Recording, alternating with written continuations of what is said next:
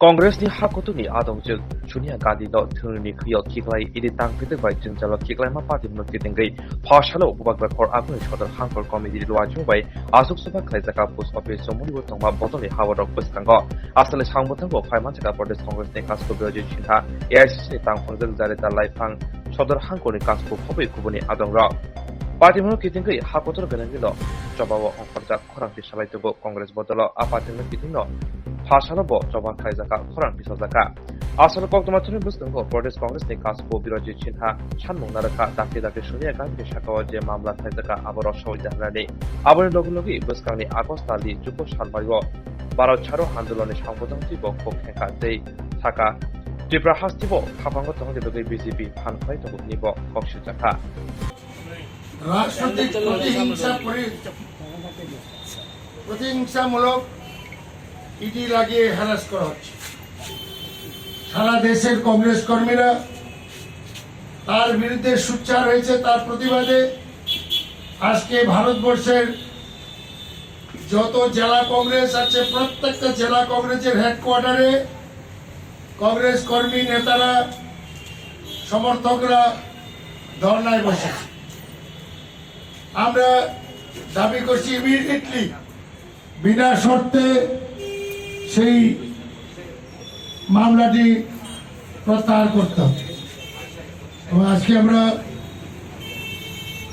আগরতলায় প্রদেশ কংগ্রেস ভবনের সামনে আমরা আনুষ্ঠানিকভাবে ধর্নায় বসেছি এবং আমাদের মধ্যে আছেন সর্বভারতীয় কংগ্রেসের সম্পাদিকা ত্রিপুরা এবং নাগাল্যান্ডের ইনচার্জ শ্রীমতী জানিতা লাইফাং আছেন, প্রদেশ কংগ্রেসের বরিষ্ঠ কর্মকর্তারা উপস্থিত আছেন, NSY প্রেসিডেন্ট সবাই এখানে উপস্থিত হয়েছেন। এবং আজকে রাজ্যের সবকটি জেলায় কৈলাসহর, ধর্মনগর, আমবাসা, খোয়াই, উদয়পুর, বিলোনিয়া, বিশালগড় সব জায়গাতে হয়েছে। এবং এই মঞ্চ থেকে একটি ব্যাপার বলছি, বিশালগড়ে শচীন্দ্রলাল যে জায়গাটি আছে সেখানে কংগ্রেস অফিসের সামনে ধর্না বসার জন্য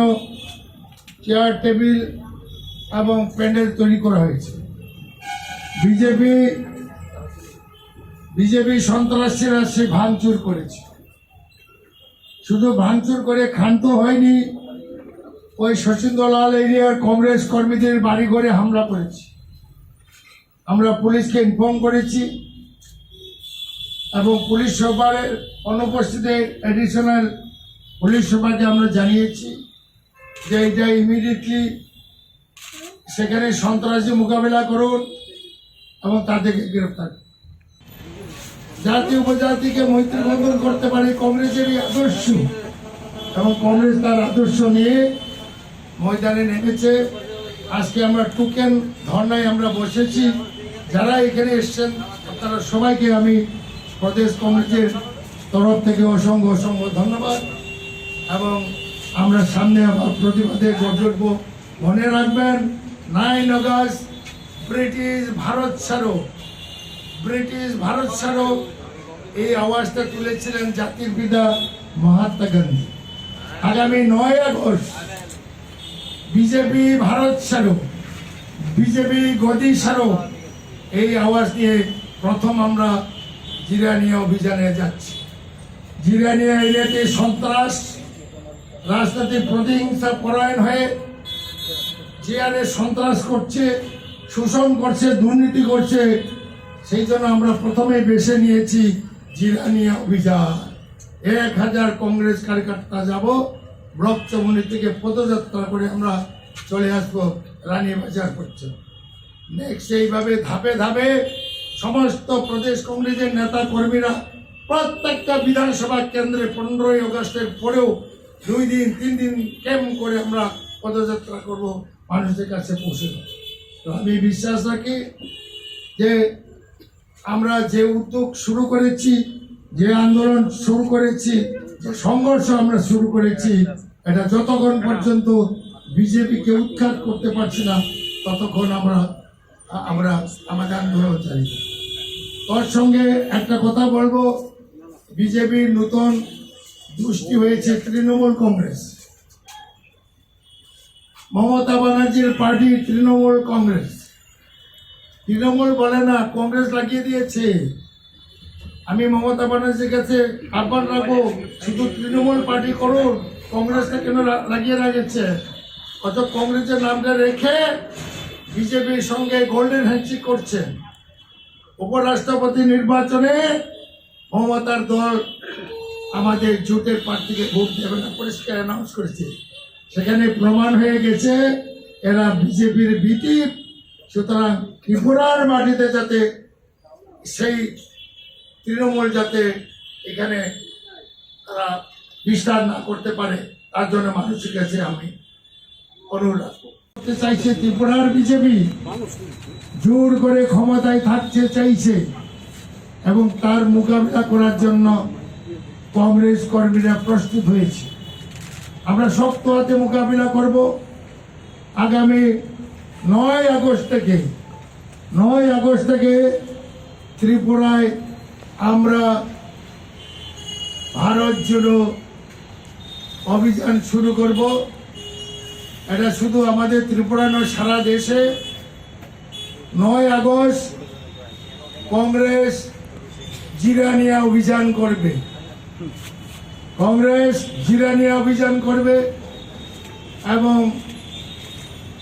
মোহনপুর অভিযান করবে, বিশালগড় অভিযান করবে, উদয়পুর অভিযান, বিলুনিয়া অভিযান, ধর্মনগর অভিযান, কৈলাসহর, রামবাছা।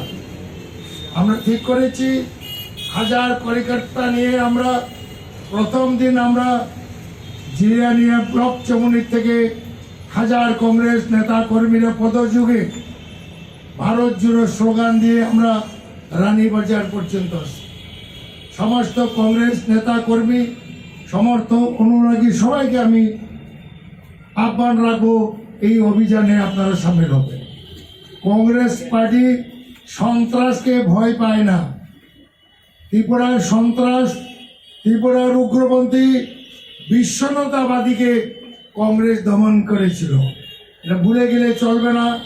সেখানে বামপন্থীদের সন্ত্রাস এবং উগ্রবাদীদের সন্ত্রাসকেও আমরা তোয়াক্কা না করে ত্রিপুরার কংগ্রেস, ত্রিপুরার যুবকরা সেদিন লড়াইয়ে নামেছিল এবং ত্রিপুরার চিরতরে শান্তি পরিবেশ করেছিল কংগ্রেসের প্রতিবাদের জন্য।